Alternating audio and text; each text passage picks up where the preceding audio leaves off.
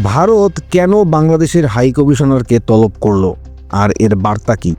ঢাকার রাজনীতি কি এবার নয়াদিল্লির কূটনৈতিক দরজায় কড়া নাড়ল? বাংলাদেশের অভ্যন্তরীণ উত্তাপ কি দুই দেশের সম্পর্ককে নতুন শীতলতা আনছে?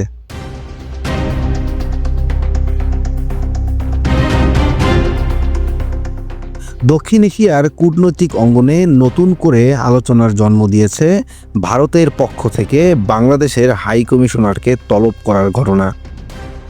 নিরাপত্তা ও রাজনৈতিক উদ্বেগের কথা উল্লেখ করে নয়াদিল্লি এই বৈঠকে বাংলাদেশের চলমান রাজনৈতিক পরিস্থিতি এবং সাম্প্রতিক কিছু বক্তব্য ও ঘটনার প্রস্তাব নিয়ে স্পষ্ট বার্তা দিয়েছে। বিশ্লেষকদের মতে ভারতের এই পদক্ষেপ সরাসরি জানিয়ে দিচ্ছে যে বাংলাদেশে সাম্প্রতিক রাজনৈতিক অস্থিরতা আর কেবল অভ্যন্তরীণ বিষয় হিসেবে দেখা হচ্ছে না, বরং এর আঞ্চলিক প্রভাব, সীমান্ত নিরাপত্তা, সংখ্যালঘু ইস্যু এবং ভারত বিরোধী বক্তব্য সবকিছু মিলিয়ে নয়াদিল্লি উদ্বিগ্ন। বিশেষ করে বাংলাদেশের রাজনীতিতে নির্বাচনী অনিশ্চয়তা, বিভিন্ন দলের কড়া বক্তব্য এবং রাজপথের উত্তাপ ভারতের নিরাপত্তা ভাবনাকে নতুন করে সক্রিয় করছে বলে মনে করা হচ্ছে।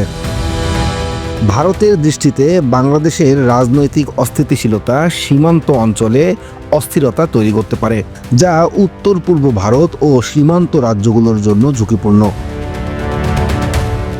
এছাড়া সাম্প্রতিক সময়ে কিছু রাজনৈতিক বক্তব্য ও বিবৃতি ভারতের নীতি নির্ধারকদের অস্বস্তিতে ফেলছে।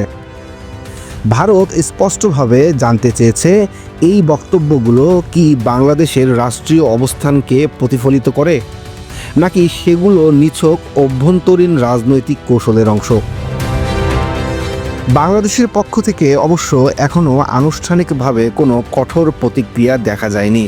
কূটনৈতিক রীতিনীতি অনুযায়ী ঢাকা বিষয়টিকে স্বাভাবিক আলোচনার অংশ হিসেবেই তুলে ধরার চেষ্টা করছে।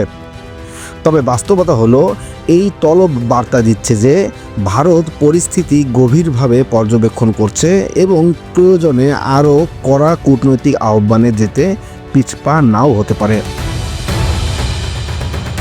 সবচেয়ে গুরুত্বপূর্ণ প্রশ্ন হলো, এই উত্তেজনা কি সাময়িক নাকি ভবিষ্যতে বাংলাদেশ ভারত সম্পর্কে একটি বড় টানাপোড়েনের সূচনা?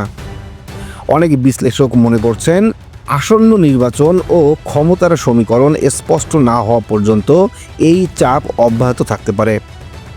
হাই কমিশনার তলব কেবল একটি বৈঠক নয়, এটি দক্ষিণ এশিয়ার রাজনীতিতে একটি সতর্ক সংকেত।